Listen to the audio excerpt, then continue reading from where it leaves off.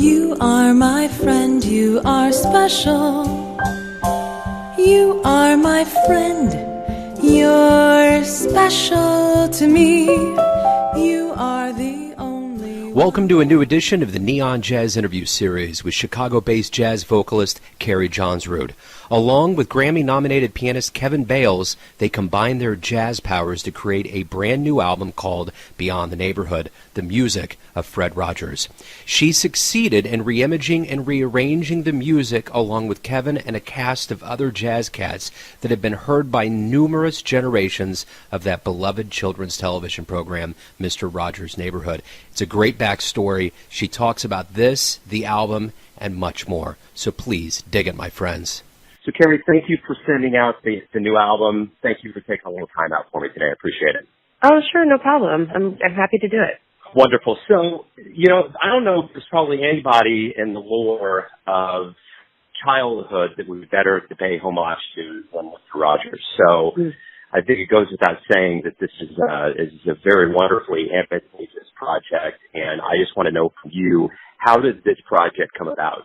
It started when Kevin Bales, my collaborator, Kevin Bales, and I were together, and we were just talking about the children's television programs that we used to watch growing up, and the music that was on those programs, and how different they are from then as they are from today. He actually brought it to my attention about Fred Rogers, and it was a live jazz trio that performed on his show, and so we just started exploring the music of that program, and then come to find out that Fred actually wrote all of the music. He composed all the music that you heard.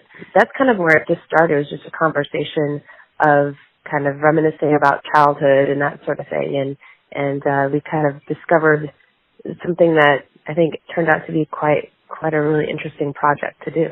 So how much fun was it to actually know that you were recording his music and to do it actually in flesh?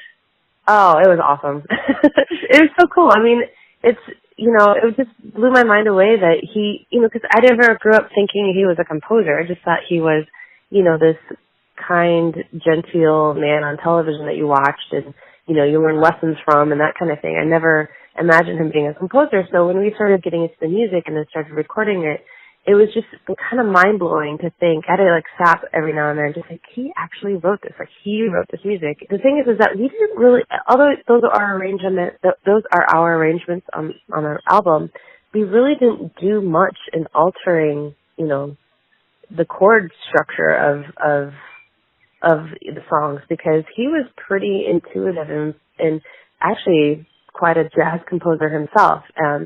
Choices that he made in composing the songs were just really unique and really interesting, and so it was just really nice and a lot of fun just to know that we're taking these songs that people may or may not have heard growing up and then bringing new life to them, at least hopefully bringing new life to them, and kind of exposing him more as a composer than as just a television host and that kind of thing. So there's a timelessness I think that goes into Fred the same way kind of with Bob Ross being PBS hero. Sure.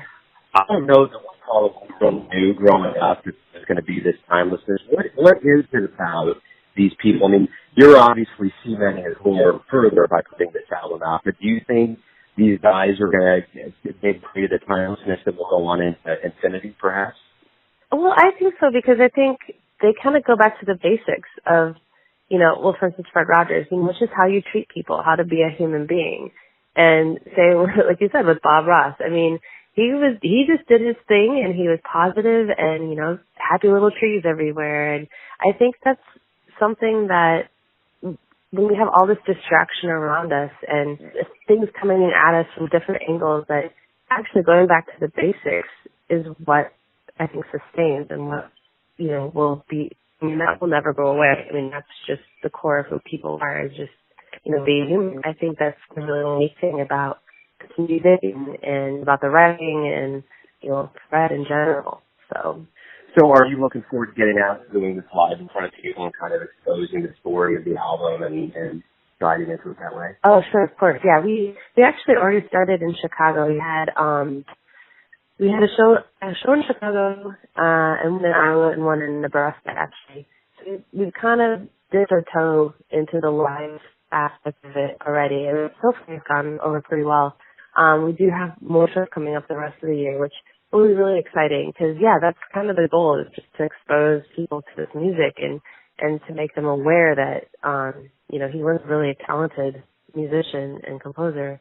So, yeah, it's exciting to do this live. I mean, it's like you just get that energy, just knowing that this is stuff that people know, people in the audience will recognize to some degree. And, and when we perform something that they don't know, that's thrilling too, because then you can talk to them about it, talk to them about song and all that kind of stuff. So it's really exciting. Right on. Well, Keri, thank you again for sending the album over. Thank you for the music. And good luck with the unveiling. It's great. It's a great concept, great album. Thank you very much. Oh, thank you so much. I really appreciate it. Thanks for listening and tuning in to yet another Neon Jazz interview, where we give you a bit of insight into the finest musicians in Chicago, Kansas City, and spots all over the world, giving fans all that jazz. And thanks to Keri for her music and her time. If you want to hear more interviews, go to Famous Interviews with Joe Domino on the iTunes Store. Visit neonjazz at youtube.com. And for everything Neon Jazz, go to the neonjazz.blogspot.com. Until next time, enjoy the jazz, my friends. You are special.